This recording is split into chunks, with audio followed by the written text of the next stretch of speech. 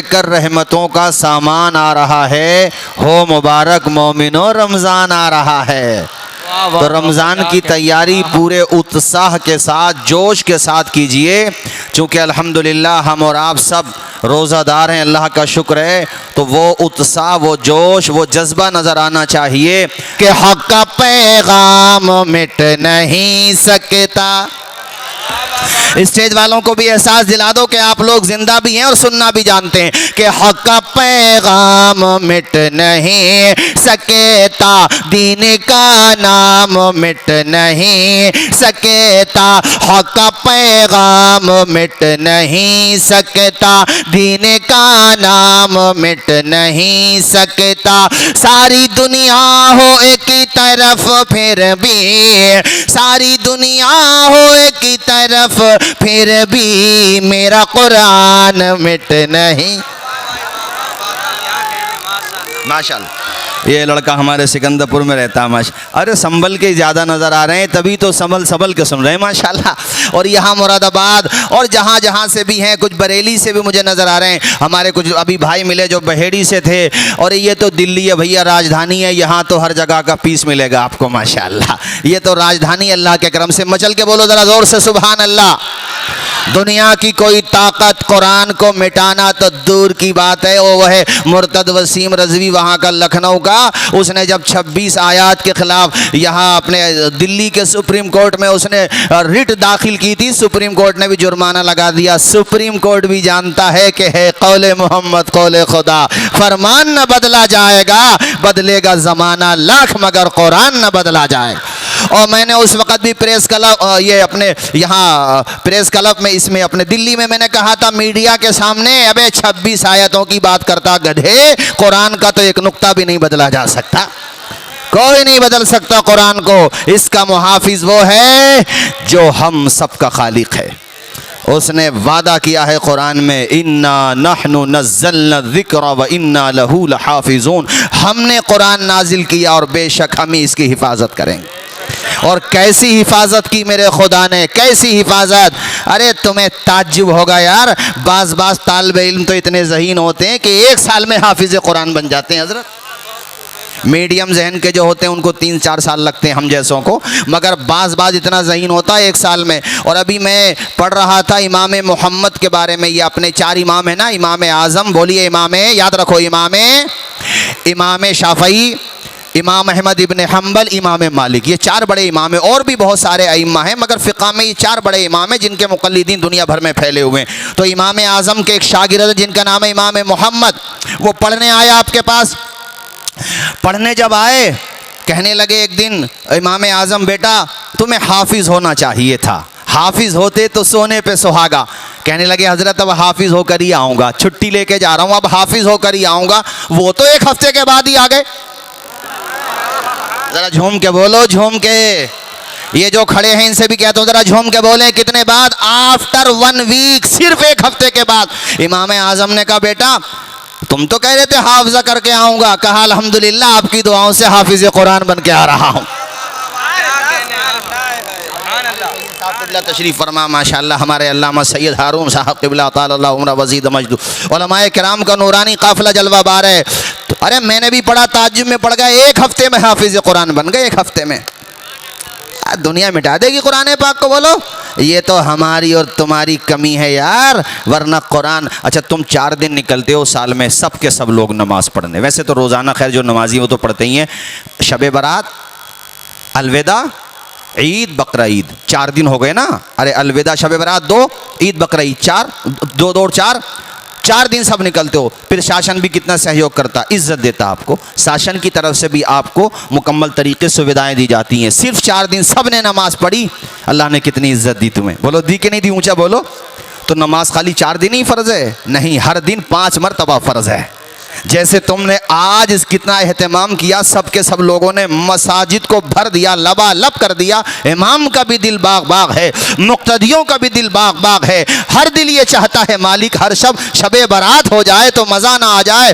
तो मैं ये कहता हूँ इसी तरह से हर दिन अगर तुम सारे के सारे लोग 5 मरतबा आने लगो, जमात से नमाज पढ़ने लगो, मस्जिदों को आबाद कर दो, तो खुदा की कसम आसमान से आवाज़ आएगी, गैर को अखलाक से अपना बनाना सीख लो, रंजो गम के साए में भी मुस्कुराना सीख लो, देखना दुनिया झुकेगी खुद तुम्हारे सामने, तुम खुदा के सामने सर को झुकाना सीख लो।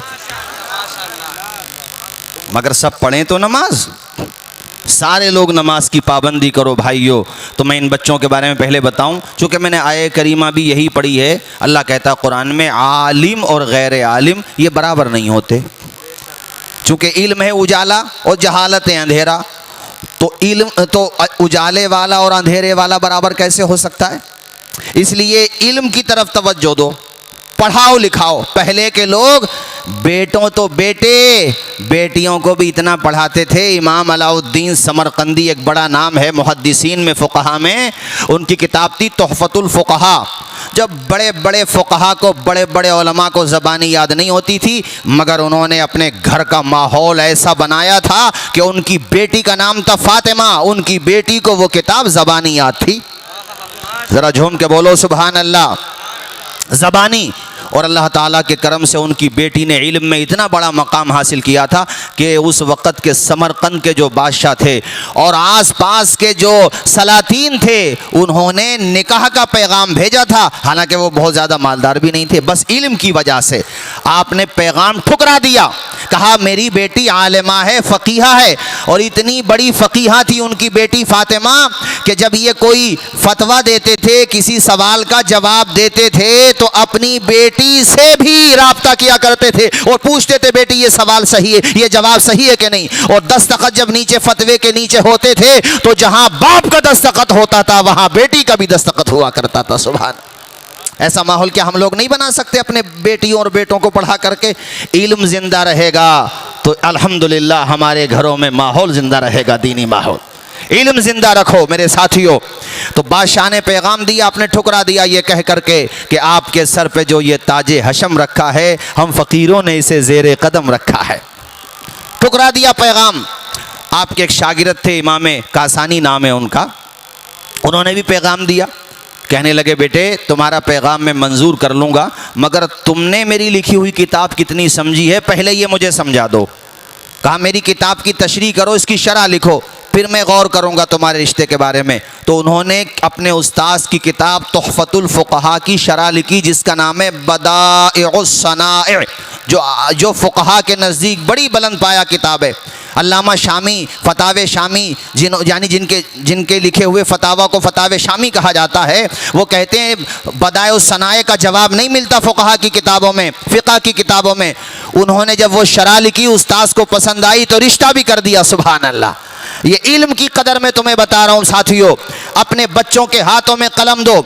आज मेरी तकरीर का उन्वान यही है कि आधी रोटी खाएंगे मगर बच्चों को, पूरा मजमा बोले, बच्चों को ये मन बना के जाएंगे कि हम कितनी परेशानी उठा लें, फाका कर लें, मगर अपनी नस्लों को जाहिल नहीं रखेंगे। यार एजुकेशन होती है, तालीम होती है। APJ अब्दुल कलाम को आज भारत क्यों जानता है? क्यों? हर समुदाय से रिलेटेड कोई भी हो उनको सम्मान देता है। वो तो अखबार बेचने वाले थे, एक गरीब फैमिली से बिलोंग करते थे हजरत। क्या उनकी बैकग्राउंड थोड़ी नहीं था, कुछ नहीं, मगर उन्होंने मेहनत की, अखबार बेच के घर का चूल्हा भी जलाते थे और अपनी फीस भी भरा करते थे। पढ़ते रहे यहाँ तक कि वो मिसाइल मैन बने और अपने भारत की संवैधानिक कुर्सियों में जो सबसे ऊंची कुर्सी है राष्ट्रपति की, वहाँ तक पहुँचे। और यहाँ तक पहुँचने में किसी पार्टी का योगदान नहीं था, उनकी अपनी क्वालिटी, अपना टैलेंट था। और मैं उनके ताल्लुक से ये शेर कहूँ तो बिल्कुल सच है, ये फूल मुझे कोई वरासत में मिले हैं, तुमने मेरा कांटों भरा बिस्तर नहीं देखा। और ये बात मैं इन बच्चों के लिए भी कहूंगा, ये जो बैठे, तुम्हें आज ऐसा लग रहा होगा इनके सर पे दस्तार रखी गई, ये तो कोई आसानी से हाफिज़ बन गए होंगे। अरे तुम तो सो रहे होते हो, मुझे पता है दिल्ली का माहौल क्या है। 10 बजे से पहले यहाँ कोई उठता ही कहाँ है, नमाजियों के अलावा 11 बजे उठते हैं, रात में लेट सोते हैं। जब तुम सो रहे थे ना उस वक़्त भी ये तलबा 4 बजे आज़ान फ़ज्र से पहले उठ करके अपना सबक याद कर रहे होते थे। हैं तुम कहाँ, मैं सबको नहीं कह रहा, लेकिन 85% लोग ऐसे ही हैं, सिर्फ रमज़ान में कुरान शरीफ पढ़ते हैं। ये वो तलबा हैं, उठें तो कुरान पढ़ें, सोएं तो कुरान पढ़ें, इशा के बाद कुरान पढ़ें, फजर से पहले कुरान पढ़ें। मुझे कहने दो फजर के बाद कुरान पढ़ें।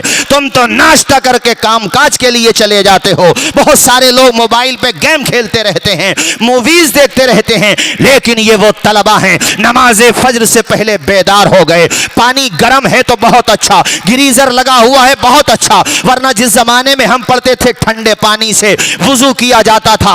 आज भी हर मदरसे में गीजर का इंतजाम नहीं, पानी ठंडा है या गर्म, इन्हें वुजू करना है, आज़ान फजर से पहले बेदार होना है। और यार वो इबादत का वक्त है, दुआओं की कबूलियत का वक्त है। जबकि 80-80 साल 70-70 साल के लोग अपने बिस्तरों में सो रहे हैं, मगर ये 8 साल 10 साल 12 साल 13 साल के बच्चे मदारिस इस्लामिया में उठ करके वुजू करते हैं और फिर कुरान मजीद की तिलावत करते हैं। कोई सूरे फातिहा पढ़ रहा है, कोई सूरे बकरा पढ़ रहा है, कोई सूरे आले इमरान याद कर रहा है, कोई सूरे निसा पढ़ रहा है, कोई सूरे मायदा पढ़ रहा है, कोई सूरे इनाम पढ़ रहा है, कोई सूरे आराफ पढ़ रहा है, कोई सूरे अनफाल पढ़ रहा है। जहां जिसका सबक है वो याद कर रहा है।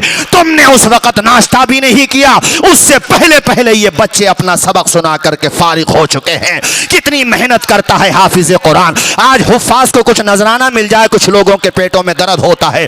उलमा अच्छे कपड़े पहन ले, अच्छा अल्लाह ताला उनको दुनिया में भी इज्जत दे, दौलत दे दे, कुछ लोगों को तकलीफ होती है, इन्हें क्या जरूरत है। ओ यार तुम्हें इनकी मेहनत नजर नहीं आती। अपनी माँ का आंचल छोड़ना आसान नहीं होता, बाप का साया छोड़ना आसान नहीं होता। 8 दिन अपने माँ बाप से दूर रह करके देखो। लेकिन हम पढ़े हैं मदरसों में, बकरा ईद के मौके पे घर से आए, अब रबीउल अव्वल पे जाना है, बास तलबा रबीउल अव्वल पे जाए, अब शाबान में जाना है। मैंने कितने तलबा को देखा है, खुदा की कसम, वो आते हैं, कब आते हैं वो? शव्वाल में, यानी रमजान के बाद जो पहला महीना शव्वाल आया, उसके बाद वो शाबान में जाते हैं। 10 महीने तक अपनी माँ के आंचल से दूर रहते हैं, बाप के साय से दूर रहते हैं। क्या करते हैं? तुम तो खेल तमाशों में लगे रहते हो, मगर वो मदरसे की 4 दीवारी में बैठ के खाना मिला तब भी, ना मिला तब भी, नाश्ता मिला तब भी, ना मिला तब भी काल अल्लाह पढ़ रहे हैं, काल रसूल पढ़ रहे हैं। इस उम्मत को उरूज की तरफ ले जाने की प्लानिंग कर रहे हैं। इस उम्मत में दराई खराबियों को दूर कैसे किया जाए। कितने तलबा को मैंने देखा, कपड़े फेंके नहीं मगर वो मेहनत कर रहे हैं, ओढ़ने को उनके पास लिबास नहीं मगर इस्लाम ने उनको इतनी इज्जत दी। आज हम तुम्हारे सामने तकरीर कर रहे हैं, खुदा की कसम इसमें हमारा कोई कमाल नहीं, ये मदरसों की खाक छानने का कमाल है, मदरसों की देन है, आपकी मोहब्बत है। मेरे भाइयों, मैं आपको बताना चाहता हूं, इल्म इंसान को कलंदर बना देता है, इल्म इंसान को इज्जत देता है। दौलत का क्या है? जब तक चमत्कार है तब तक नमस्कार है। आदमी मर गया, बाद में औलाद, ईसाले सवाब भी कर जाए तो बड़ी बात है यार। जीते जी अपने बाप की कदर नहीं करते, बाद मरने के ईसाले सवाब क्या करेंगे। दौलत का मामला तब तक है जब तक तुम जिंदा हो, बाद में तुम्हें कोई पूछने वाला नहीं। अपने दिल्ली की बात करो, खिलजियों का दौर रहा, मुगलों का दौर रहा, कितने शासक, इस्लामी शासक, मुसलमान शासक भी रहे, तकरीबन 800 या 900 साल तक इक़्तिदार रहा। तुम मुझे चंद नाम ही बता दो, अकबर, हुमायूं, जहांगीर, आलमगीर, चंद नामों के अलावा तुम्हें नाम याद नहीं होंगे। क्या वजह है? वो चले गए, नाम मिट गया, उनका चर्चा खत्म हो गया। आजादी के बाद से भी कितने लोग राष्ट्रपति रहे, पीएम रहे, सीएम रहे, तुम्हें सिर्फ चंद नाम याद होंगे। 77 सालों में कितने लोगों ने इक़्तिदार की कुर्सी हासिल की, तुम्हें नाम याद नहीं होगा। 77 साल के लोगों का नाम भूल गए, लेकिन 812 साल हो गए, गरीब नवाज का नाम बच्चे बच्चे को याद है, महबूब इलाही का नाम बच्चे बच्चे को याद है, मखदूम सिमनानी का नाम बच्चे बच्चे को याद है। यार इनका नाम जिंदा क्यों है? बात ये है, ये मुस्तफ़ा की मोहब्बत के लिए जीते रहे, प्यारे नबी के इल्म के लिए जीते रहे। 2 मिसरे पढ़ के बात आगे बढ़ाऊंगा। दामने मुस्तफ़ा से जो लिपटा यगाना हो गया, जिसके हुजूर हो गए उसका जमाना हो गया। बात ये नारा मत लगाओ यार, वक्त आपकी मोहब्बत है मगर सुनो तेजी के साथ। ओ यार इल्म की तरफ आओ, अपने बच्चों के हाथों में कलम दो। मैं ये चाहता हूँ तुम्हारे बच्चे IAS बने, IPS बने, अल्लाह करे तुम्हारे बच्चे सुप्रीम कोर्ट के एडवोकेट बने। महमूद पराचा साहब से मेरी मुलाकात हुई, अपने सुप्रीम कोर्ट के एडवोकेट हैं। उन्होंने मुझसे कहा लोगों में एजुकेशन का शौक पैदा करो, उनके हाथों में कलम देने का जज्बा पैदा करो। मैं हैदराबाद गया, ओवैसी साहब ने बुलाया, मैंने उनके भी काम देखे। अली मशरफ जायसी साहब के पास गया, जितने भी मैं बड़े बड़े लोगों के पास गया, बुद्धिजीवियों के पास गया, उन्होंने कहा मौलाना स्पीचेस दे दे हो, लोगों में एजुकेशन का जज्बा पैदा करो। जब तक हमारी नस्लों के हाथों में कलम नहीं आएगा, इनका मुस्तकबिल रोशन नहीं हो सकता, इनका फ्यूचर सक्सेस नहीं हो सकता। दौलत की बुनियाद पे आपको तरक्की नहीं मिलेगी, अगर तरक्की मिलेगी तो एजुकेशन की बुनियाद पर मिलेगी। क्योंकि जब तक जहालत में रहोगे, अंधेरों में रहोगे, और जिस दिन इल्म में आ जाओगे, उजालों में आ जाओगे, और उजाले में चलने वाला कभी ठोकर नहीं खाता है, ठोकर वही खाता है जो अंधेरों में चला करता है। आज मेरी कौम के पास एजुकेशन नाम से क्या है मुझे बताओ? हमारे कितने लोग हैं जो IAS बने, IPS बने? ना हमारे पास दीनी इल्म है, ना हमारे पास दुनियावी इल्म है। और साहिबो इल्म हासिल करो, मेहनत करो, कोशिश करो, शुरू ही से अपने बच्चों को एक विजन दो, एक टारगेट दो कि बच्चों तुम्हें पढ़ना है, मेहनत करना है। उनको बुरी आदतों से दूर रखो, खासतौर पर मोबाइल से दूर रखो, उनके ऊपर नजर रखो और उन पे पूरा फोकस करो। अच्छे संस्कार दो, बचपन ही से उन्हें नमाजी बनाओ, मुस्तफ़ा का आशिक बनाओ। बचपन ही से उन्हें समझा दो बेटा तुम्हारी कमाई हमें नहीं चाहिए, तुम हमें 10,000 ना दो, 2,000 दो, मगर रोजाना अपनी पेशानी खुदा की बारगाह में झुका करके दिखा दो। अगर पेरेंट्स इस तरफ तवज्जो देंगे, माँ बाप इस तरफ तवज्जो देंगे, तो हमारी आने वाली नस्लें कुतुबुद्दीन बख्तियार काकी की गुलाम बनती हुई नजर आएंगी, महबूब इलाही के कदम पे चलती हुई नजर आएंगी। यार तू अदब तो करके देख, मुस्तफ़ा की चौखट पे तो आके देख। अल्लामा इकबाल की रूह आज भी तुझे पुकार रही है कि मोहम्मद से वफा तूने तो हम तेरे हैं, ये जहां चीज है क्या लोहो कलम तेरे। बगैर तालीम के कुछ नहीं हो सकता, बगैर इल्म के कुछ नहीं हो सकता। इल्म आलिम बनने के, अरे मुझे वो याद आया, इमाम आज़म के शागिर्द हैं इमाम अबू यूसुफ, वो उनको इमाम आज़म ने एक दिन देख लिया, पेशानी देख के पहचान गए कि ये बच्चा अगर पढ़ जाए तो ये बहुत काबिल बनेगा। नाम उनका याकूब था। कहने लगे याकूब पढ़ने आया करो। कहने लगे हज़रत घर का खर्चा मेरी कमाई से चलता, मेरी अम्मी से बात कर लें। इमाम आज़म पहुँच गए, कहने लगे बूढ़ी औरत तेरा बेटा बड़ा ज़हीन है, इसकी पेशानी पे तकद्दुस की लकीरें हैं, बड़ी फतानत है इसके अंदर, अगर तूने इसे पढ़ने दिया ना बड़ा नाम रोशन करेगा, दीन का भी नाम रोशन करेगा, ए औरत तेरा भी नाम रोशन करेगा, पढ़ने दिया। कहने लगी हजरत मेरे घर का खर्चा तो इसी की कमाई से चलता है। अरे तेरे घर का खर्चा हम देंगे, अपना बेटा तू हमें दे दे।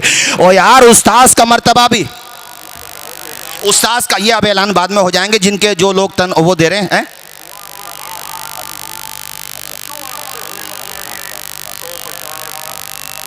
अच्छा माशाल्लाह माशाल्लाह तशरीफ़ लाए हमारे पाशा साहब। अच्छा हाजी ज़रीफ साहब, अल्लाह सलामत रखे, खूब बरकतें अता फरमाए। आप मेरे लिए तो आप सब भी बड़े सम्मानित हैं, आप सब आए हैं, आप सबका अदब है। हमारे पाशा साहब तशरीफ़ लाए, उनका भी शुक्रिया। भाइयों इमाम आज़म ने कहा ए औरत तेरे घर का खर्चा हम देखेंगे, अपने बेटे को हमारे हवाले कर दे। उस्ताद का बड़ा मकाम होता है, माँ बाप वो हैं जो दुनिया में आने का जरिया बनते हैं, उस्ताद वो है जो दुनिया के सामने तुम्हें किसी काबिल बना देता है, उस्ताद वो होता है। कहने लगी वो, और उनकी माँ कहने लगी ठीक है तो ले जाओ। आने लगे वो पढ़ने और बुला के ले गई दोबारा। फिर इमाम आज़म ने कहा औरत पढ़ने दे अपने याकूब को, अगर ये पढ़ता रहा ना वो खाने मिलेंगे इसे खाने को, वो लज्जतें मिलेंगी, वो ग़िज़ाएँ मिलेंगी जो बादशाहों को भी कभी कभी मिला करती हैं। इल्म की बुनियाद पे तू ये ना सोच तू गरीब है, अरे एजुकेशन की पावर आने तो दे, इल्म आने तो दे, अपने बेटे के हाथों में कलम आने तो दे। माँ ने फैसला किया इमाम साहब तुम पढ़ाइए अब मेरे बेटे को। इमाम अबू यूसुफ पढ़ते रहे, ये उलमा मौजूद है, उलमाए किराम का काफिला मौजूद है। इमाम अबू यूसुफ इमाम आज़म के सबसे बड़े शागिर्द माने जाते हैं। उनका मकाम इतना बुलंद है कि इमाम आज़म के साथ नाम आए तो शेखैन कहलाते हैं। अल्लाहु अकबर कबीरा। उस्ताद की दुआओं का असर यह हुआ कि जब उनकी फरागत हो गई वो अपने वक्त के अजीम फ़क़ी बने। किताबुल खराज उनकी किताब, और भी बहुत सारी किताबें हैं। अल्लाहु अकबर कबीरा। एक दौर वो आया कि वो आलम इस्लाम के सुप्रीम कोर्ट के जज बन गए। यार इतनी आहिस्ता से बोलोगे, जोर से नहीं बोलोगे सुभान अल्लाह। अरे अपने वेलकम का कोई लड़का दिल्ली हाई कोर्ट का जज बन जाए ना तो अधिकारी भी उसके पेरेंट्स को सैल्यूट करेंगे। यार कितना अच्छा किया आपने, रुकनुद्दीन सराय का लड़का वो जज बना ना अपने यूपी में। मुझे एक दिन मिला, मैंने कहा यार बहुत अच्छा, उसका अब्बा खिचड़ा बेचते थे। अभी फिरोज़ भाई मिले थे मुझे मुस्तफ़ाबाद में, मैं तकरीर करके आया, कहने लगे मेरे भतीजा ही है। मैंने उसको मुबारकबाद दी। यार देखो आदमी ठान ले और अगर मन बना ले कि मुझे बुलंदियों तक पहुंचना है, मुझे मेहनत करना है, अल्लाह ने मुझे जो सलाहियत दी है रातों को जाग के दिन में मेहनत करके पूरी तवज्जो एजुकेशन की तरफ लगाना है। अरे संघर्ष की राह जो चलता है हालात जरूर बदलता है। जिसने रातों से जंग जीती है सूरज बनकर जरूर चमकता है। और मुझे राहत इंदौरी साहब के 4 मिसरे याद आए। मैं इतनी तेजी से तकरीर कर रहा हूं कि 2 घंटे में 4 घंटे का मैटर बयान कर दूंगा, बस सुकून के साथ आप लोग सुनते रहो। राहत इंदौरी साहब के 2 मिसरे मुझे याद आ रहे हैं। परों को खोल जमाना उड़ान देखता है, जमीन पे बैठ के क्या आसमान देखता है। मेहनत करेगा कामयाबी जरूर मिलेगी। माशाल्लाह वो जज बन गया। हमारे साथी शाहिद खान मिसबाही अशरफिया मेरे साथ पढ़ते थे, जेएनयू में आए, उन्होंने माशाल्लाह मेहनत की, यूपीएससी एग्जाम निकाला और अब समस्तीपुर बिहार में माशाल्लाह डिप्टी कमिश्नर बनाए गए हैं। एजुकेशन एक ताकत का नाम है, तालीम सबसे बड़ी ताकत का नाम है। अरे तालीम से ही तो नाम जिंदा रहता है मेरे साथियों। मैं बता ये रहा था इंसान को मेहनत करना चाहिए। यहां का कोई लड़का हाई कोर्ट का जज बन जाए तो लोग सलाम करेंगे, और अगर सुप्रीम कोर्ट का बन जाए तो अरे तब तो साहब डीएम साहब क्या और आपके एसपी साहब क्या और एडिशनल एसपी साहब क्या, बड़े बड़े लोग आएंगे। अरे वेलकम में किसका लड़का है भाई, वो सुप्रीम कोर्ट का जज है बाबा, ये चाहे तो बड़े बड़े पॉलिटिशियन को लटका दे। अरे इसकी तो बड़ी पावर है, सुप्रीम कोर्ट का जज है। और अगर कोई चंद्रचूड़ जी की तरह सुप्रीम कोर्ट का चीफ जस्टिस बन जाए कितनी पावर है। संवैधानिक कुर्सियों में बहुत बड़ी कुर्सी मानी जाती है चीफ जस्टिस की, और वो भी एक कंट्री के सुप्रीम कोर्ट का चीफ जस्टिस हो, उसको इतनी रिस्पेक्ट मिले। यहां इमाम अबू यूसुफ एक कंट्री के सुप्रीम कोर्ट के चीफ जस्टिस नहीं बने, पूरी आलम इस्लाम के सुप्रीम कोर्ट के चीफ जस्टिस बना दिया अल्लाह ताला ने। जरा हाथ उठा के बोलो यार सुभान अल्लाह।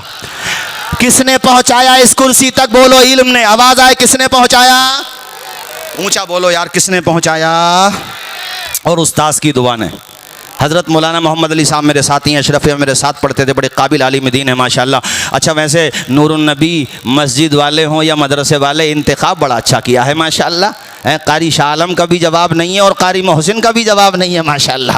तीनों बड़े मेहनती हैं, तभी तो ये फसल नज़र आ रही है लहलहाती हुई। 10 बच्चों को सींचना आसान काम नहीं होता है। मैं ये कह रहा था उस्ताद का भी बड़ा रोल होता है। वो ख्वाब तो मैं वो बात तो बताऊंगा जो माँ से कही थी, ए औरत पढ़ने दे अपने बेटे को, तेरा बेटा बादशाहों वाली ग़िज़ा खाएगा, बादशाहों वाली, वो बताऊंगा। मगर उस्ताद की बात आ गई तो बता दूं, ये अपने हरियाणा में गुजर समाज से वो डीएम बने, उनका नाम मेरे जहन से निकल रहा अभी। तो जिस दिन उनकी पोस्टिंग थी फर्स्ट डे, तो जब वो अपने ऑफिस में गए तो मेन चेयर जो थी, जो डीएम की चेयर होती है, पहली दफ़ा जब उनके सामने वो चेयर आई ना, खुद नहीं बैठे, अपने पिताजी को बिठाया उस चेयर पे, उसके करीब में अपने माताजी को, फिर अपने टीचर्स को बिछाया और पोज लिए। बहुत वायरल हुई वो खबर। अच्छा इससे पता ये चलता है आदमी कितना ही सक्सेस हो जाए मगर कभी अपने माँ को, बाप को और अपने उस्ताजों को नहीं भूलना चाहिए। इसलिए कि तुम्हारी कामयाबी की इमारत में सबसे पहली ईंट तो इन्होंने ही रखी है ना। इसलिए कभी अपने टीचर्स को ना भूले। जब भी तुम्हें इज्जत मिले, तुम्हारे उस्ताद मिले, माँ बाप मिले, उन्हें देख के कह दो खुद से चलकर नहीं, ये तर्ज़े सुखन आया है, पाँव दाबे हैं बुजुर्गों के तो फन आया है। बात समझ आ रही है नहीं? अब वो बन गए चीफ जस्टिस। चीफ जस्टिस तो चीफ जस्टिस होता भाई, उसकी बड़ी पावर होती है। तो एक दिन वो दस्तरखान सजा हुआ था, उस पर अलग अलग ग़िज़ाएँ रखी थी और इमाम आज़म ने कहा था रोगने पिस्ता में तुम्हारा, रोगने पिस्ते तो तुमने खाए मगर रोगन तो देखा भी नहीं होगा। भैया मैंने तो नहीं देखा, आपने देखा होगा। रोगने पिस्ता और ज़ाफ़रान का हलवा, गाजर का हलवा सुना होगा तुमने बाबा। ज़ाफ़रान का असली ज़ाफ़रान तो तावीज़ लिखने में भी नहीं मिल रहा आजकल, और वहाँ हलवा। इमाम आज़म कह रहे ज़ाफ़रान का हलवा खाएगा बूढ़ी औरत तेरा बेटा। और वो दिन आ गया, इतिहास बदला, वक्त ने करवट ली। संघर्ष के बाद जब कामयाबी मिली और वो सामने रखी हुई हैं ग़िज़ाएँ, जो इमाम साहब ने, इमाम आज़म अबू हनीफ़ा रहिमहुल्लाह ने फरमाई थी, वो ग़िज़ाएँ रखी हैं। और जो वो याद आई है उस्ताद जी की दुआ, आँखों में आंसू आ गए। सब ने कहा हज़रत ये तो खुशी का मौका, रो क्यों रहे हैं? कहा यार मुझे आज मेरे उस्ताद की बात याद आ रही है। मेरे उस्ताद ने कहा था मेरी माँ से, और उनकी दुआ पूरी हो गई, और अल्लाह ने मुझे कितनी इज्जत दी है, चीफ जस्टिस भी बना दिया, और मेरे उस्ताद ने जो कहा था वो आज मेरी निगाहों के सामने रखा हो। चल के बोलो ज़रा ज़ोर से सुभान अल्लाह। इसलिए तुम्हारा मन बना रहा हूँ मैं कि तालीम की तरफ ध्यान दो, किताबों से मोहब्बत करो, लाइब्रेरी जाया करो, किताबें ख़रीदा करो। अगर तुमसे उर्दू पढ़ना नहीं आती तो पहली बात तो उर्दू भी पढ़ो। यार उर्दू तो बड़ी मीठी ज़बान है, उर्दू है जिसका नाम हम ही जानते हैं, दा सारे जहां में धूम हमारी ज़बान की है। उर्दू भी पढ़ो, उम्र की कोई बात नहीं होती, पढ़ने वाला पढ़े तो किसी उम्र में पढ़ सकता है। अच्छा नहीं आती तो हिंदी में पढ़ो, लेकिन किताबें ज़्यादा पढ़ा करो, और अपना वक्त मोबाइल पे ज़्यादा ज़ाय मत किया करो। वैसे मोबाइल पे भी अगर पढ़ना है तो गूगल पे आप किसी भी टॉपिक पे पढ़ सकते हैं, मगर शूर भी होना चाहिए कौन सी बात लेना है कौन सी छोड़ देना है। बहरहाल किताबें खरीद के पढ़ा करो। ऐसे वाक़यात भी मिलते हैं, किताबों से इतनी मोहब्बत थी। इमाम मोहम्मद फरमाते थे मैं किताबों का इतना मुताला करता हूँ कि एक किताब, एक फ़न की किताब से जब दिल भर जाता है तो सोता नहीं हूँ, दूसरे फ़न की किताब उठा लेता हूँ। मिसाल के तौर पर इल्म हदीस की किताब पढ़ रहा हूँ, वो पढ़ी, फ़न हदीस की पढ़ी, उसूल हदीस की पढ़ी, कुरान तफसीर कुरान की पढ़ी, उसूल कुरान की पढ़ी, या जनाब वाला नहब की पढ़ी, बलागत की पढ़ी, बयान की पढ़ी, बदी की पढ़ी, अलग अलग फ़नून की किताब पढ़ता हूँ। उसके बाद इमाम मोहम्मद कहते हैं जब मैं किसी मसले को हल कर लेता हूँ, खुदा की कसम मुझे इतना सुकून मिलता है कि किसी को बादशाहत की कुर्सी मिलने के बाद नहीं मिलता होगा इतना सुकून। अबुल औला हमदानी, हाफिज़ अबुल औला हमदानी, उनको बाद मरने के यानी उनके इंतकाल के बाद ख्वाब में देखा तो वह ऐसी जगह पे हैं कि ऊपर भी किताबें हैं, यानी लाइब्रेरी बनी हुई है, और इतनी खूबसूरत लाइब्रेरी है, साइड में किताबें, इस साइड में किताबें, ऊपर किताबें, और हाथ में भी किताब। पूछने वाले ने पूछा हज़रत यहाँ भी किताबें? कब? वो मैं ज़िंदगी में दुआ करता था या अल्लाह ज़िंदा रहा हूँ तब भी किताबों से चिपका रहा हूँ, मालिक मौत आ जाए तब भी मेरा कनेक्शन किताबों से नहीं ख़त्म होना चाहिए। ज़रा मचल के बोलो सुभान अल्लाह। जब तक तुम किताबें पढ़ते थे दुनिया में तुम्हारी धाक थी, दुनिया तुम्हें इज्जत देती थी। जब से तुमने किताबों को छोड़ के ऐश परस्ती अपनाई है, देख लो कहाँ पहुँच गए। हम भी क्या खूब हैं, जीने की अदा भूल गए, अपने असलाफ के नक्शे कफ़े पा भूल गए, और मंजिलें पाना तो ठहरा है बहुत दूर, मगर इतना भटके कि खुद अपना पता भूल गए। मेरी बातें समझ में आ रही हैं आप लोगों के? सबके बोलिए। पढ़ाएंगे बच्चों को तो बार बार नहीं, हाथ उठाना ज़्यादा सही भी नहीं होता है। चलो बगैर हाथ उठाए बता दो कि आधी रोटी खाएंगे बच्चों को। ये जो खड़े हैं ये भी बोल दें, और जो बैठे हैं ये भी बोल दें, आधी रोटी खाएंगे बच्चों को। बोलो बच्चों को, और ज़ोर से बोलो बच्चों को।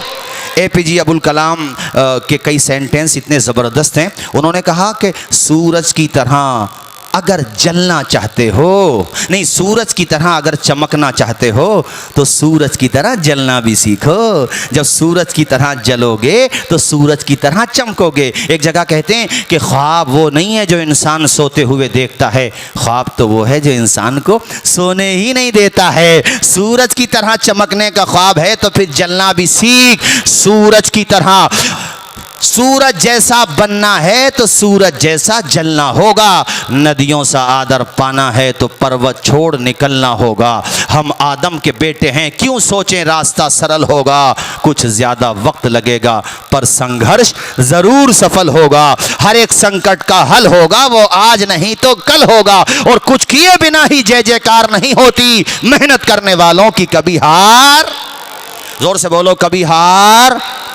अब चूँकि शब बारात भी है इसलिए इस मुबारक मौके पे तौबा के हवाले से भी कुछ गुफ्तगू ज़रूर करूँगा। ख़त्म कर दें तकरीर और बोलें? ज़रा बताएं आप लोग हैं, और बोलें। नींद तो नहीं आ रही है आप लोगों को? बड़ी मुबारक रात है। मैंने शुरू में एक जुमला कहा था, कुछ नहीं पता आइंदा साल हमें मिले या फिर हम कब्र में जा कर के मिल जाएं, कुछ नहीं पता। मैंने एक साल को कह दिया सन 2025 तक, हालांकि इतना लंबा मुझे नहीं कहना चाहिए था। एक बुज़ुर्ग ने अपने मुरीदों से ये सवाल किया था कि मुरीदों ये बताओ मौत और ज़िंदगी में कितना डिस्टेंस है। तो एक मुरीद खड़े हुए, वो पीर भी लाजवाब थे, मुरीदीन भी लाजवाब थे। उन्होंने कहा हज़रत मौत और ज़िंदगी में मैं तो बस इतना फ़ासला समझता हूँ, फ़जर की नमाज़ पढ़ ली, अब ये नहीं पता ज़ोहर की नमाज़ मिलेगी या उससे पहले मेरा अपना जनाजा पढ़ा दिया जाएगा। और मैंने सन 2025 तक की बात कर दी, और वो कह रहे हैं कि फ़जर की नमाज़ पढ़ ली, ज़ोहर का नहीं। हज़रत ने फरमाया कई घंटे की क्या ज़मानत है भाई तुम्हारे पास? मतलब फजर की पढ़ के ज़ोहर तक के लिए कह रहे हो? दूसरे ने कहा हज़रत मैं तो ज़ोहर पढ़ता हूँ, असर का नहीं पता। तीसरे ने कहा असर पढ़ता हूँ, मगरिब का नहीं पता। एक ने कहा मगरिब पढ़ता हूँ, इशा तक का नहीं पता। हज़रत ने कहा तुम्हारे जवाबात सही नहीं है बेटा, इतनी लंबी ज़िंदगी नहीं है जो कई कई घंटे तक तुम डिस्टेंस बना दो मौत और ज़िंदगी में। एक मुरीद खड़े हुए, उनका जवाब सबसे अच्छा था।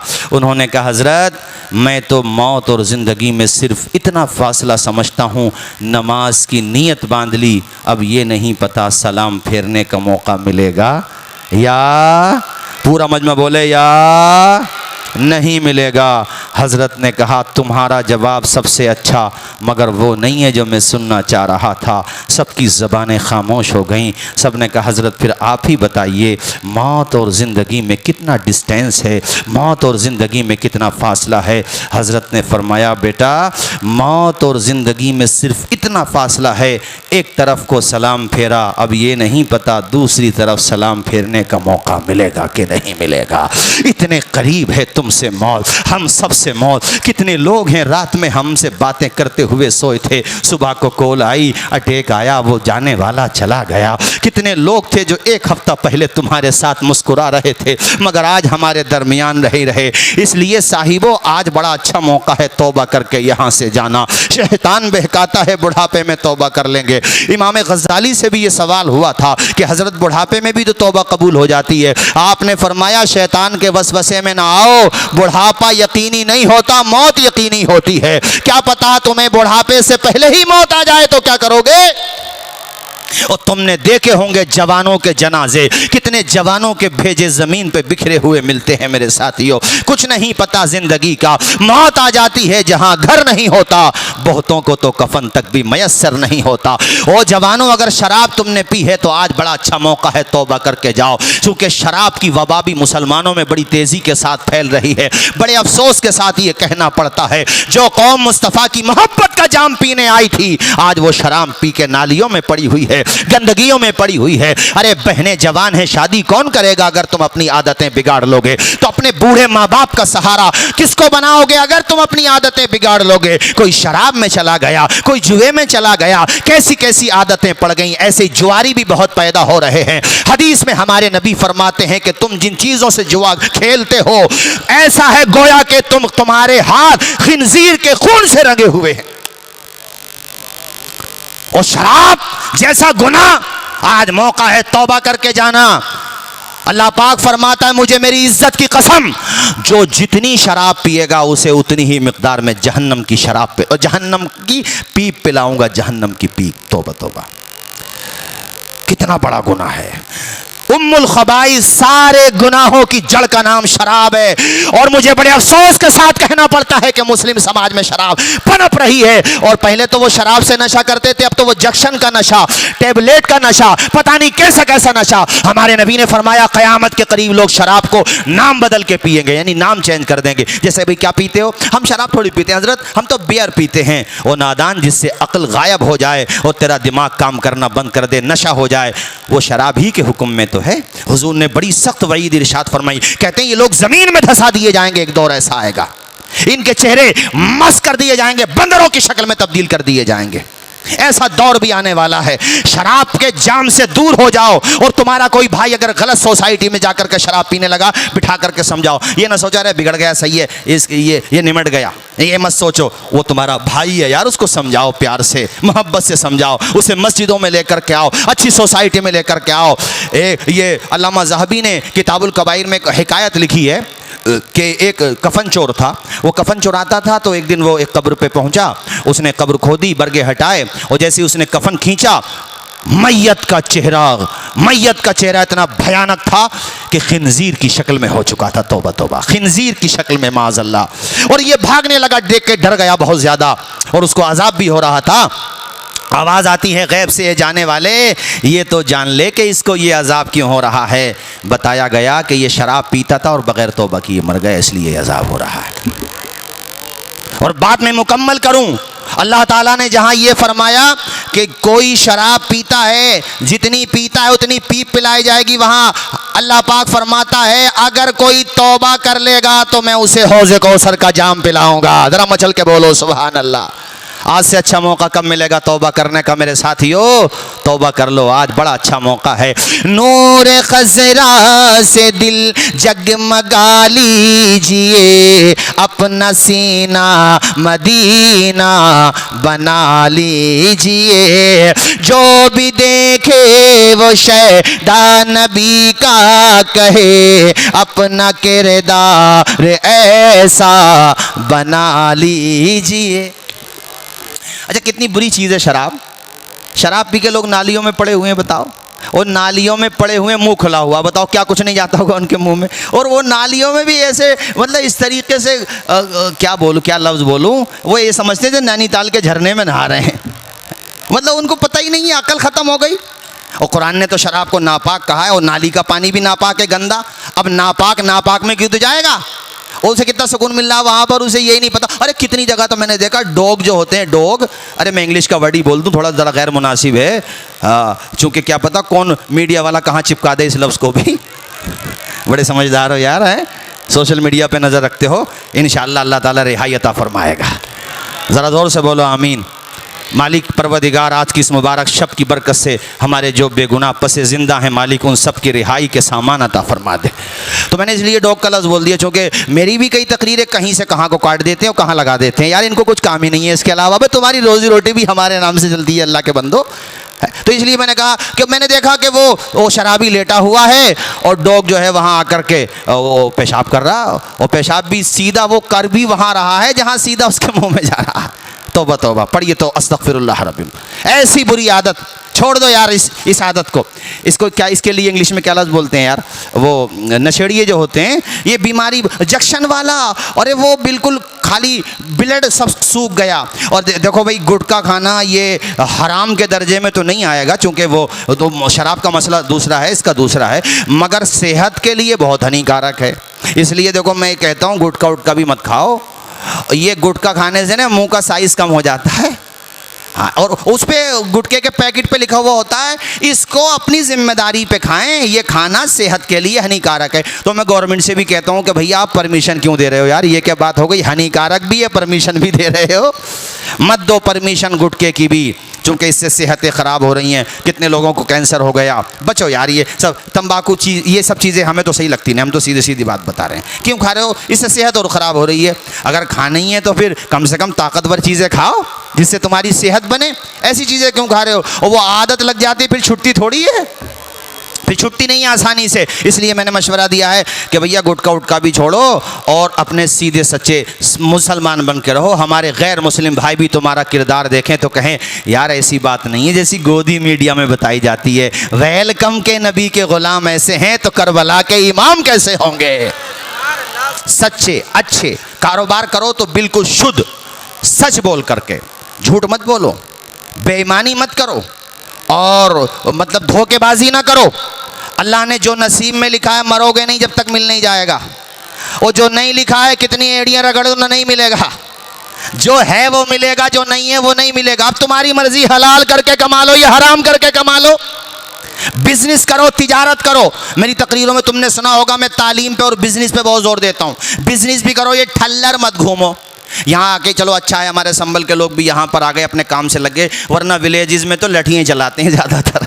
हाँ, खाली रहते हैं, लड़ते हैं। और खाली रहना जो है शैतान का, हजरत खाली रहना जो है वो शैतान का घर बन जाता दिमाग।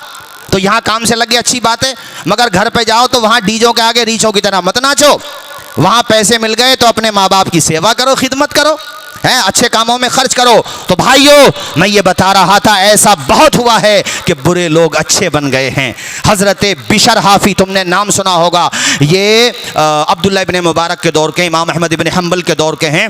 ये तीसरी सदी हिजरी के बड़े सूफ़ी हैं और मुहद्दिस भी। अब्दुल्ला इब्न मुबारक से इन्होंने हदीसें भी ली हैं, और ये सन 227 हिजरी में इनका इंतकाल हुआ। पहले शराब का कारोबार किया करते थे। मैं ये समझता था कि सिर्फ शराब पीते थे, नहीं, शराब का कारोबार भी करते थे, आसपास में इनकी शराब की दुकानें भी थीं, बहुत बड़ा इनका शराब का काम था, शराब का कारोबार था। मगर देखो किस्मत चमकी तो कैसे चमकी, ये वाकया इसलिए सुना रहा हूँ कि मायूस हो के ना जाना कि अब तो हम शराबी बन गए, जुआरी बन गए, गुनाहगार बन गए, अब तो हम बुरे ही हैं, बुरे ही रहेंगे। नहीं नहीं, तौबा करो, अल्लाह ताला तुम्हारे गुनाहों को माफ फरमाने वाला है।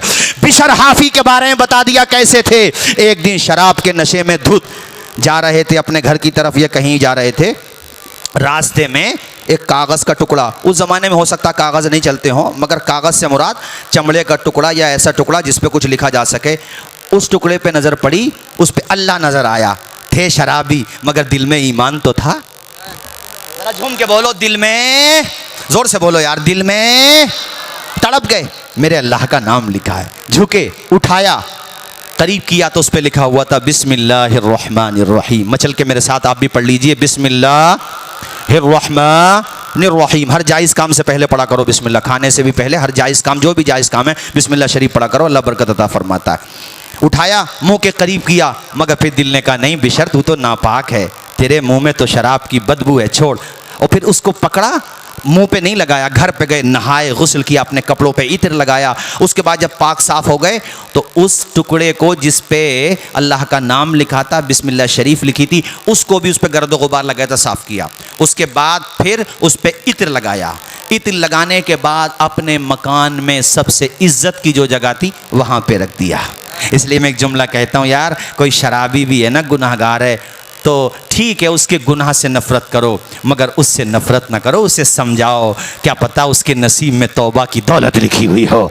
तुम्हारे समझाने से तुम्हारा भाई अगर तौबा करके सच्चा मुसलमान बन गया ना, उसे तो सवाब मिलेगा ही, मगर रब का करम तुम्हें भी महरूम नहीं करेगा, अल्लाह की अता तुम्हें भी महरूम नहीं करेगी।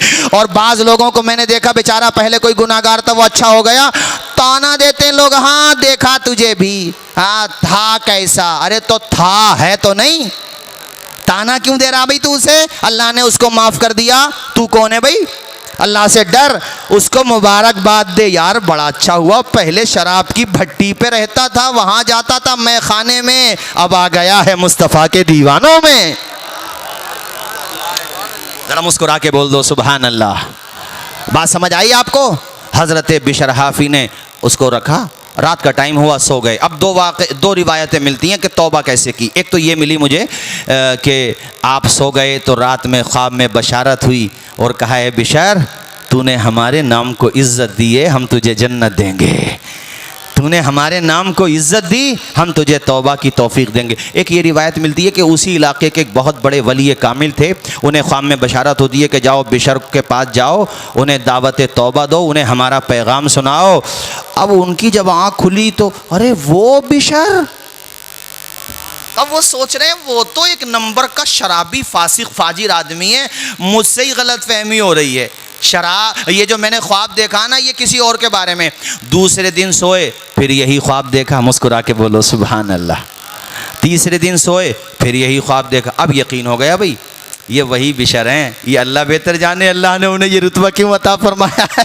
पहुँच गए और वहाँ जाके पता पूछा, सब कहने लगे हजरत उसके बारे में पूछते हो, आप भी बताओ, एक नेक आदमी होकर के उसके बारे में बातें करते हो। कहने लगे आया नहीं हूँ, भेजा गया हूँ, खुद से नहीं आया हूँ। अंधेरा दूर करने को उजाला कौन देता है, उम्मीदें टूट जाएं तो सहारा कौन देता है। शिकम की आग जब बढ़कर कलेजा छलनी करती है, बुझाकर तिश्नगी मुँह में निवाला कौन देता है। वो जो पत्थर में भी कीड़ों को ग़िज़ा देता है, वो खुदा है जो हम सबका काम, बोलो हम सबका काम।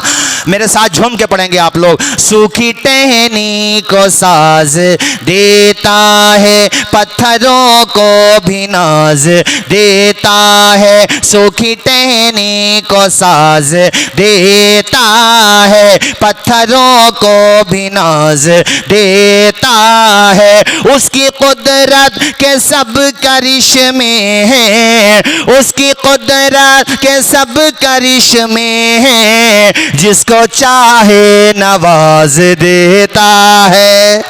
बोलो जोर से, जिसको चाहे, बुलंद आवाज से बोलो, क्या पता हम में से अल्लाह किस किस को नवाज दे। अरे हम तो ये कहें या अल्लाह आज तो तू सबको नवाज दे। बोलो झूम के, जिसको चाहे, जोर से, जिसको चाहे और दिल धड़कता है, नब्ज चलती है, आबो गिल से सदा निकलती है करिश्मा खुदा की कुदरत का, है करिश्मा खुदा की कुदरत का, जिससे कुल कायनात पलती है।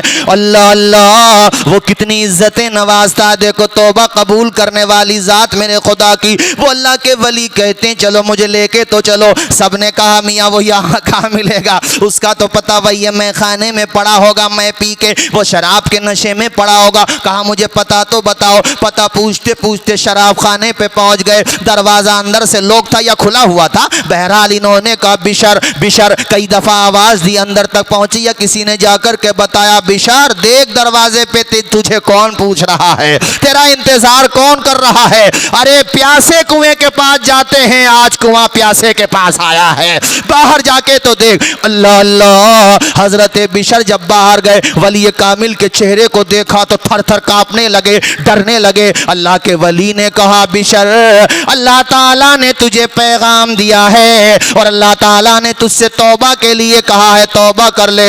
अल्लाह का नाम सुना तो आंखों से आंसू निकल गए। मुझ गुनाहगार, मैं गुनाहगार शराबी, कितना गुनाहगार इसियां शार, मगर यार अब तेरा कितना करम, तूने मुझे इज्जत दी। ऐ लोगो, अल्लाह के नाम को उन्होंने इज्जत दी थी, इसीलिए मैं कहता हूँ छोटी नेकी को भी छोटा ना समझो। अगर तुम रास्ते से गुजर रहे हो, तुमने तकलीफ दे चीज कोई देखी, एक तरफ उठा करके रख दो। तुमने किसी यतीम बच्चे को देखा, सर पे हाथ रख दो। तुमने किसी बेवा को देखा, उसकी खामोशी से मदद कर दो, किसी कमजोर के काम आ जाओ। तुमने कहीं पे इश्तिहार लगा, वैसे इश्तिहार के मामले में मैंने तकरीरों में कहा है, ये नालियों के किनारे पे जो लगा देते हैं पोस्टर, या रमज़ान के पोस्टर, जलसों के पोस्टर, ये नालियों के किनारे पे नहीं लगने चाहिए। पहली बात तो जलसा जिसको सुनना है व्हाट्सएप के ज़रिए उसको इनवाइट करो, और अगर इश्तिहार बन रहा तो मसाजिद में, मदारिस में ऐसी जगहों पे लगाओ जो उसकी तौहीन ना हो। मैंने देखा पोस्टर ईद मिलादुन्नबी के लगेंगे या ईद बकरीद की मुबारकबाद के लगेंगे तो ऐसी जगहों पर लगे रहते हैं, जब बारिश पड़ जाती है तो वो माअज़ल्लाह गंदी नालियों की नज़र हो जाते हैं। इसके लिए अगरचे तुम्हारी नीयत तौहीन की नहीं है, मगर गैर शूरी तौर पर यह बेहुरमती हो रही है, इसलिए बीच में मैंने ये बात कह दी। मैं ये कह रहा था, क्या पता अल्लाह ताला कौन सी नेकी को बख्शिश का जरिया बना दे। ऐ लोगो, अब मैं तुम्हें तेजी के साथ बताता चलूं। हजरत बिशर हाफी ने सच्चे दिल से तौबा की, और ऐसी तौबा की, ऐसी तौबा की, ऐसे आबिदो जाहिद बने, ऐसे वली कामिल बने कि आसमान विलायत पे बदरे मुनीर बन के चमके, और अल्लाह अल्लाह इतना अजीम मकाम हासिल किया, मुस्तजाबुद दावात बन गए कि इमाम अहमद इब्ने हम्बल जैसा मुहद्दिस उनके पास दुआ कराने के लिए आता था। जरा जोर से बोल दो यार, जोर से। तो तौबा करके तुम नहीं बन सकते हो सच्चे मुसलमान, बोलो। अरे बन सकते हो कि नहीं बन सकते हो? इमाम अहमद इब्ने हम्बल, एक दिन उनके शागिर्दों ने कह दिया हजरत आप तो खुद मुहद्दिस हैं और आप जाते हैं। इमाम अहमद इब्ने हम्बल को आप क्या समझते हैं भाइयों, हैं? वक्त के हुक्मरान से टकरा गए थे अकेले, कोड़े मरवाता था रोज़ाना। मुसलमान बादशाह था, वो भी गुमराह हो गया था, नाम का मुसलमान था। खल्क़ कुरान का मैटर उस वक्त चल रहा था, अकीदा गुमराहियत का फैला रहा था। इमाम अहमद इब्ने हम्बल तने तनहा खड़े होकर कोड़े लगवाता था रोज़ाना। एक दिन इतनी ज़ोर ज़ोर से कोड़े मारे कि आपका तहबन शरीफ खुलने लगा, बेसतरी होने लगी, सतर खुलने वाला था।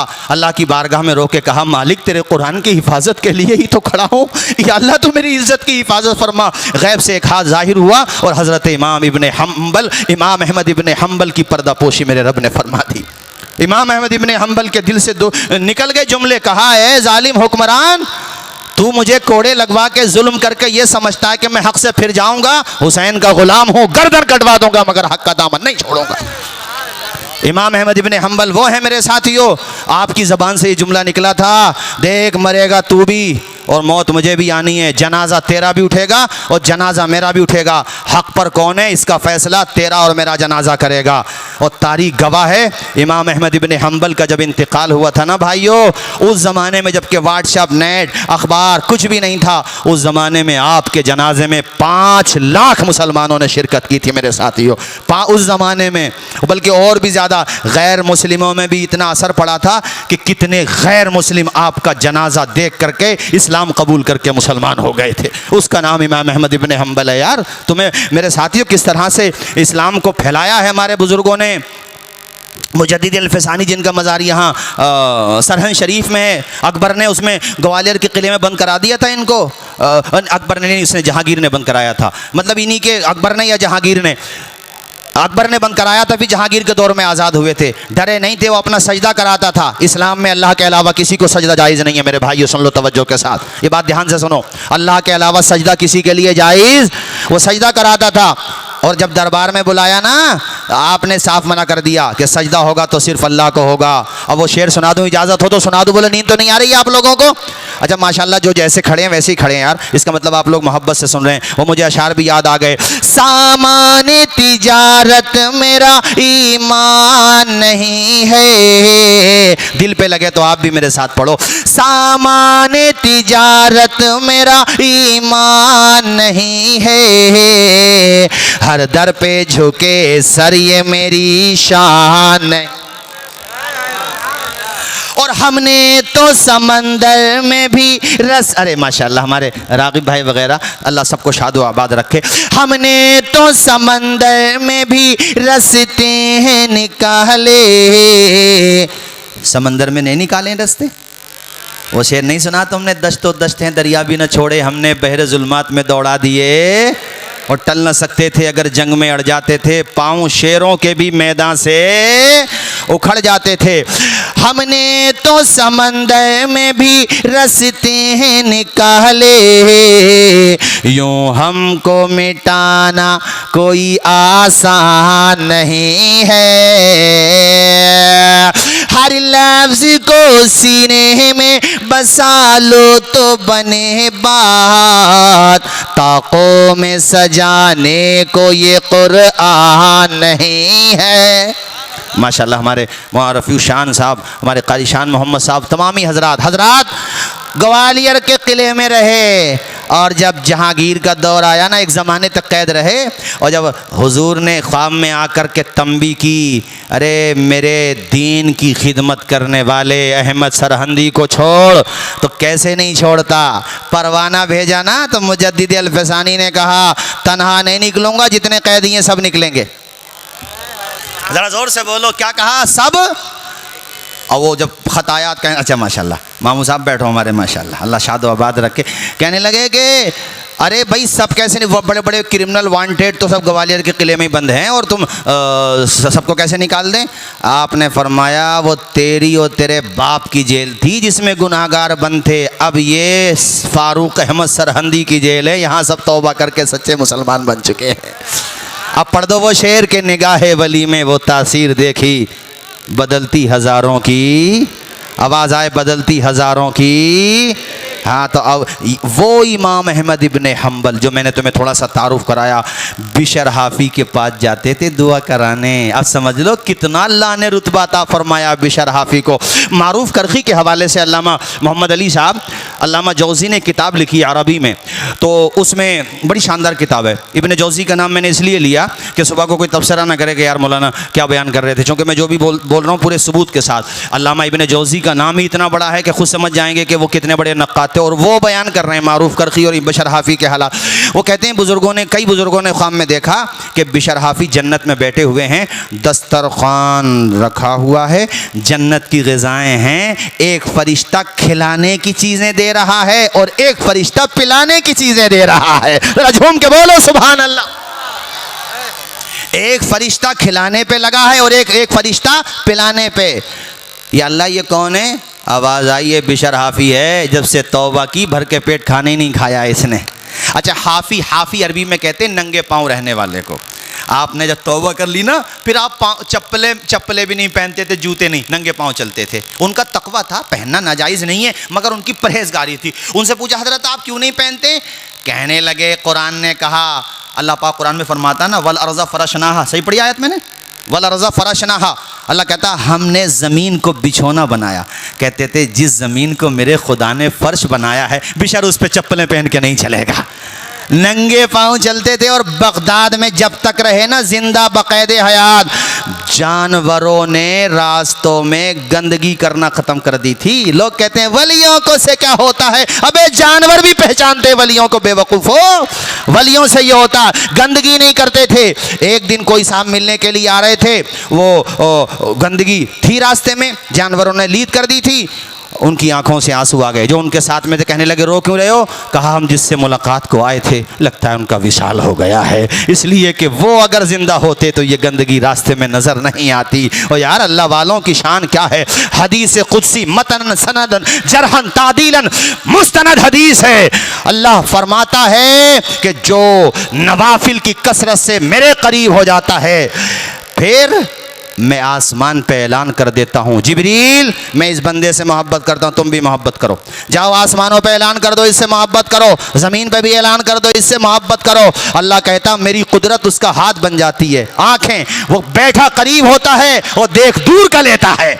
यानी अल्लाह उनको इतनी इज्जत अता फरमाता है। मेरे साथियों, आज जो साबिर पाक का नाम है, गरीब नवाज का नाम है, महबूब इलाही का नाम है, वहाँ कुछ जाहिल मुजाविरों की वजह से इन बुजुर्गों से बदगुमान मत हो जाना। अरे यार वरना फिर ये बताओ, आज जो वहाँ की हुकूमत सऊदी की वहाँ क्या कुछ नहीं कर रही है, तो क्या माज़अल्लाह हम मक्का मदीने के अदब छोड़ देंगे? बोलो, कभी भी नहीं छोड़ सकते। ऐसे ही जामा मस्जिद को लोगों ने विजिट के लिए बना लिया, पिकनिक के लिए बना लिया। अरे ये हमारे दिल्ली का नहीं, पूरे भारत का धरोहर है, मगर पैसा कमाने का जरिया बना लिया। ऐसे ही बात जाहिल बिदती मुजाविरों ने मज़ारात पर बिदअत और खुराफात फैला दी। उसके लिए मज़ारात वाले जिम्मेदार नहीं है, बल्कि कूटे ये जाएंगे। रही बुजुर्गों की बात, तो उनका नाम ऊंचा किया है अल्लाह पाक ने, और उनका नाम बुलंद ही रहेगा। रिफत की मंजिलों से हटाया ना जा। माशाल्लाह, अल्लाह जज़ाए खैर अता फरमाए, खुश रखे माशाल्लाह।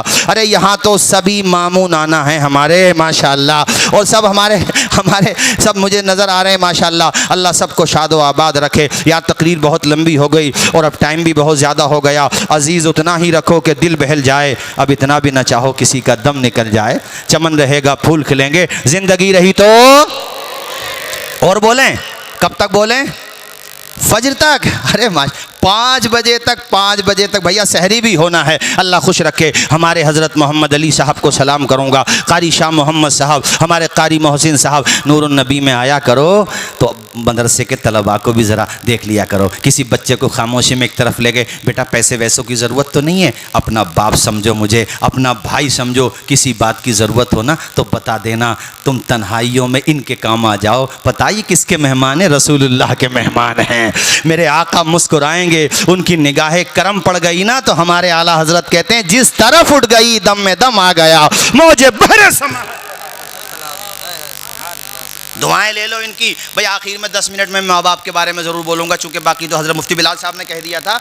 हाँ दुआ होनी है, और दुआ भी होनी है मगर दवा भी होनी है। वो दुआ तो होनी है माशाल्लाह, मगर आज की रात ना माँ बाप के नाफरमान भी नहीं बख्शे जाते हैं। इसलिए भैया देखो, माँ बाप अगर हैं, यहाँ से सीधे जाना, बस 5-7 मिनट सुन लो और जा कर के उनके कदमों में सर रख देना। बाप कितना ही नाराज़ हो, मैं भी पंचायतों में रहता हूँ, कई दफ़ा अब्बा कह देते हैं बाप बुला के मत लइए मौलाना, दिल दुखा हुआ उसे मत लइए बुला करके। मगर हम बुला के ले गए और हमने कहा यार तेरा बाप ही तो सर रख दे, और पाँव में जाकर सर रखा ना, रोने लगे। और हम पहले समझा देते हैं, कह दियो अब्बा या तो आज मारी दो या बख्शी दो, और इतना जुमला कहते हैं ना कलेजा पिघल जाता है बाप का। और कहता है यार आज के बाद दिल मत दुखाना, है तो तू मेरा बेटा, तुझे कितनी मेहनत से मैंने पढ़ाया, कतरा कतरा बचा लिया उसने, अपने ख्वाबों को पा लिया उसने, बांध कर भूखे पेट से पत्थर अपना बेटा पढ़ा लिया उसने। आज अब मत दिल दुखाना, बाप हूँ तेरा। बाप ऐसा होता है कितना ही नाराज़ क्यों ना हो जाए। और माँ की तो बात ही क्या करना, जा कर के इतना कह दे माँ शब बारात है, और मौलाना साहब ने बताया बख्शिश नहीं होगी अगर तू राज़ी नहीं होगी, और आज जाऊँगा नहीं जब तक तू माफ़ नहीं कर देगी। माँ हाथ उठा के कहेगी मालिक मेरा खोया हुआ बेटा वापस आ गया है, या अल्लाह तू इसकी भी मग़फ़िरत कर दे और मेरी भी मग़फ़िरत कर दे। ये माँ होती है मेरे साथियों। दुआएँ ले लो 3 मिसरे और फिर मेरी तकरीर ख़त्म है। जा कर के यहाँ से माँ से तुम्हें जो कहना है वो मैं अशार में सुना रहा हूँ, अशार याद ना रहें तो उसका खुलासा तुम जा कर के बयान कर देना। प्यारी माँ मुझे को तेरी दुआ चाहिए, तेरे आंचल की ठंडी हवा चाहिए। लोरी गा गा के मुझको सुलाती है तो मुस्कुरा के सवेरे जगाती है तो मुझको इसके सिवा और क्या चाहिए। हाथ उठा के पढ़ दो यार। प्यारी माँ मुझको तेरी, जोर से, प्यारी माँ मुझको तेरी दुआ इस कलाम में सबसे खूबसूरत शेर, तेरी खिदमत से दुनिया में इज्जत मेरी, तेरी खिदमत से दुनिया में इज्जत मेरी, तेरे कदमों के नीचे है जन्नत मेरी। सर पे साया, सर पे साया, सर पे साया तेरा उम्र भर चाहिए। बोलो प्यारी माँ, पूरा मजमा पढ़ दे। प्यारी माँ मुझको तेरी, जोर से, प्यारी माँ मुझको तेरी दुआ चाहिए। तेरी ममता के सहारे, बड़ा खूबसूरत शेर है, तेरी ममता के सहारे मैं फूलूं फलों, थाम कर तेरी उंगली में बढ़ता चलो, बस तेरे प्यार का आसरा चाहिए। बोलो प्यारी माँ। तुम्हारी आंखों की नमी बता रही है माँ बाप से मोहब्बत करते हो। यार वक्त होता ना, अब दुआ का वक्त हो गया। हजरत तुम्हें मेरी तकरीर बड़ी लेट करा दी, मैं मुस्तफ़ाबाद से तकरीर करके आ गया। चलो कोई बात नहीं है, इंशाल्लाह फिर आऊँगा। आज मेरा भी बड़ा जी चाह रहा, आज मैं फजर तक भी बोलता, 4-5 घंटे भी बोलता। अल्हम्दुलिल्लाह, अल्लाह का शुक्र है, अल्लाह का लाख लाख शुक्र है। मैं तो बोलते ही रहता और आप भी सुनते रहते, मगर दुआ भी होना है, सहरी भी होना है। भाइयों देखो, माँ बाप की खिदमत करो, इज़्ज़त करो, उनका अदब करो। जो औलाद अपने माँ बाप का सम्मान करती है वो दुनिया में भी चमकती है, बाद मरने के भी चमकती है मेरे साथियों।